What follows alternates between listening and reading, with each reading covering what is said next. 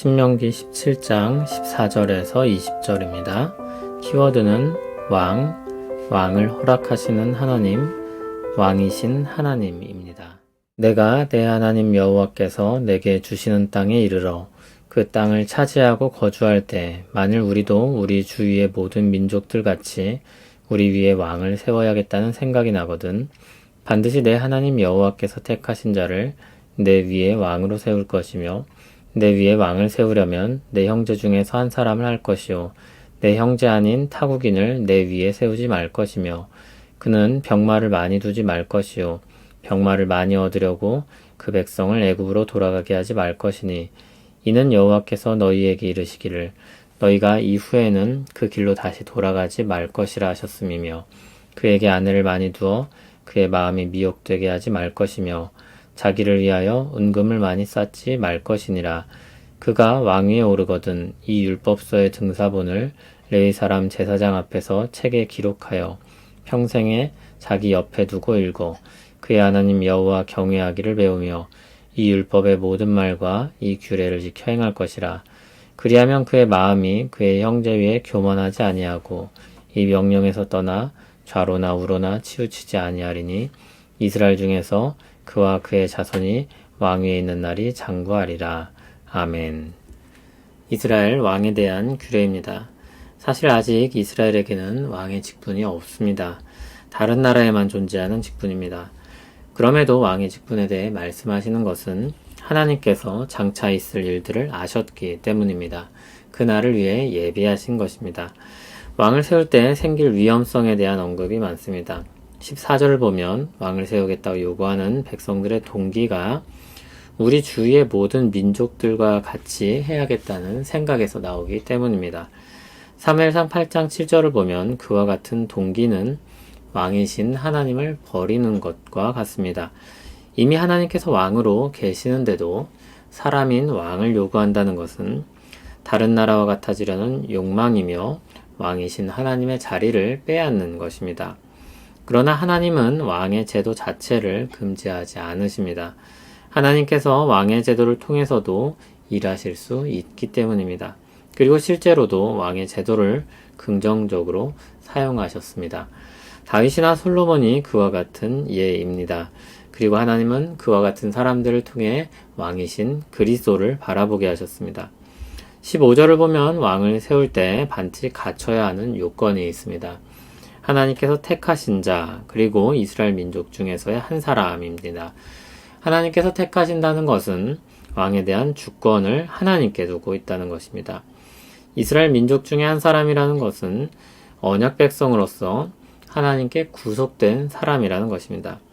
카리스마 있는 지도력이나 탁월한 지력이나 군사 통솔 능력이 왕이 되기 위한 가장 중요한 조건이 아니라는 것을 주의해서 보아야 합니다. 그래서 오히려 왕에게 기대할 만한 것들을 배제합니다. 16절을 보면 병마를 많이 두지 말며 병마를 얻기 위해 애굽으로 돌아가지 말라고 했습니다. 군사력을 상징하는 것입니다. 그 힘으로 백성들을 억압하거나 다른 나라들에 대해서 우위를 점하거나 다른 나라로부터 자신을 지킬 수 있다거나 그런 생각들을 버리게 하신 것입니다. 이스라엘의 힘은 오직 하나님께 있다는 것입니다. 하나님이 구속하신 백성을 지키신다는 것을 믿어야 하는 것입니다. 애굽은 말을 수출하는 대표적인 국가였습니다. 거기로 돌아가 돈을 지불하고 힘을 얻으려는 시도는 과거로 돌아가는 듯한 인상을 줍니다. 하나님이 빼내셨던 곳으로 돌아가는 것입니다. 하나님이 빼내셨던 곳으로 돌아갈 때 자신들이 힘을 얻을 수 있다는 것입니다. 구원의 은혜 역사 이전으로의 퇴보입니다. 어쩌다 그렇게 가게 됩니까? 더 힘을 얻기 위해 이전 삶으로 돌아가는 것입니다. 더 힘을 얻을 수 있다는 생각을 가지고 이전 삶으로 돌아가게 하는 것입니다. 군사력을 얻고 하나님을 잃어버리는 것입니다. 17절을 보면 아내를 많이 두지 말라고 했습니다. 그것은 마음을 미혹하게 하는 화근이 된다고 했습니다. 왕이 아내를 많이 두는 것은 외교적인 동맹과 연관됩니다. 아무 실익이 없는 나라와 동맹을 맺을 리가 없습니다. 아내를 많이 둔다는 것은 다른 나라들에게 영향력 있는 나라로 비춰진다는 것입니다. 세계 정세에서 입지를 높이는 것입니다. 그러나 그건 역시 하나님을 대체하려는 미혹입니다. 이와 같은 지위를 우리가 얻었으니 괜찮을 것이다 라는 착각인 것입니다. 또 은금을 많이 쌓지 말라고 했습니다. 왕이 자기를 위해 쌓는 힘입니다. 그러나 이스라엘 왕은 하나님을 힘입어 통치해야 합니다. 자신의 힘으로 자신의 자리를 지키고 그것을 위해 백성들을 이용해서는 안 되는 것입니다. 이스라엘 왕은 군사, 외교, 경제, 하나님을 대체하는 모든 것으로부터 떠나야 했습니다. 한편 18절부터는 힘써야 할 것을 이야기합니다. 율법서의 등사본을 평생 곁에 두고 읽어야 합니다.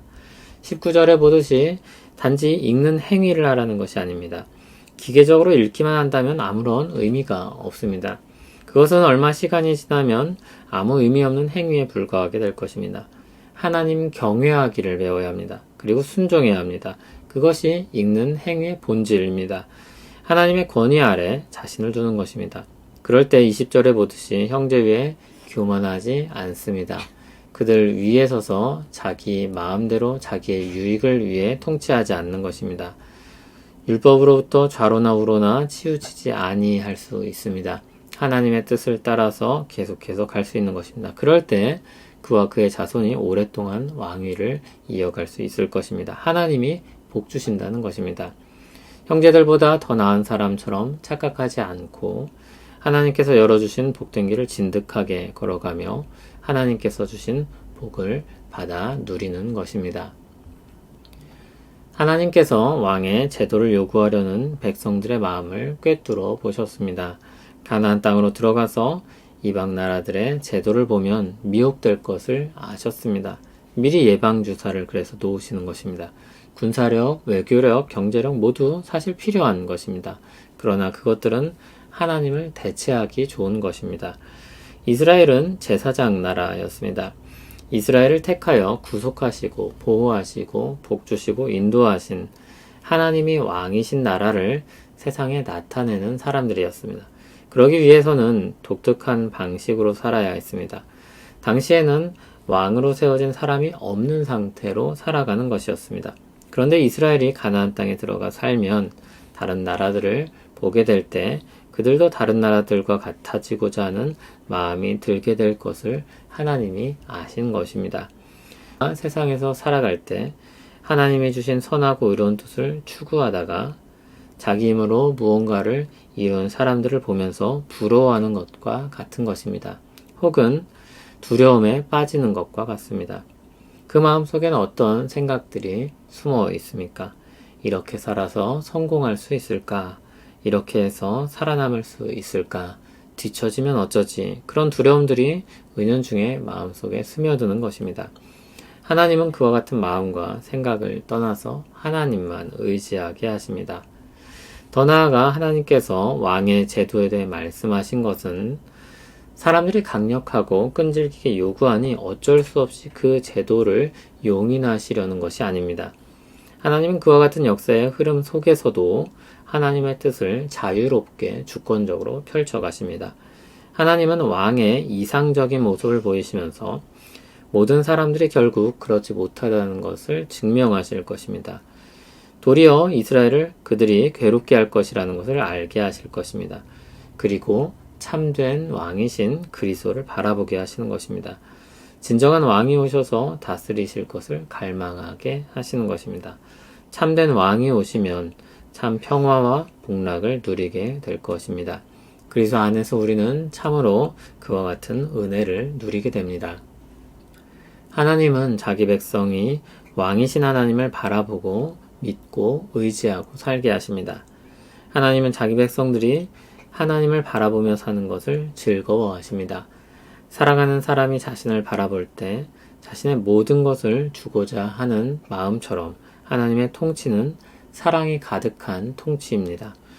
그러나 사람은 모든 것을 자신의 손에 쥐고 흔들기를 원합니다. 자신이 주관하기를 즐거워합니다. 하나님의 손을 벗어나기를 바랍니다.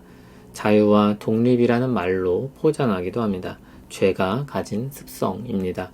참된 자유는 정당한 권위 아래 누려지는 것입니다. 무법하게 살아가는 것을 자유라고 말하지 않는 것과 같습니다.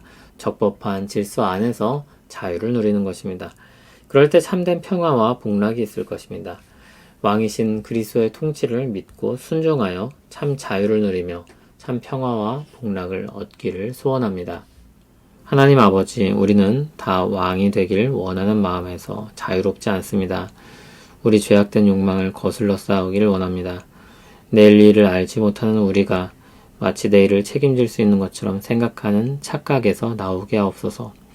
왕이신 그리스도의 통치 아래 참 자유를 누리고 참 평화와 복락을 얻기를 원합니다. 주님의 통치가 성령님께서 말씀을 사용하심으로 우리에게 이루어지게 하옵소서. 하늘에서 이룬 뜻이 이 땅에서 이루어지게 하옵소서.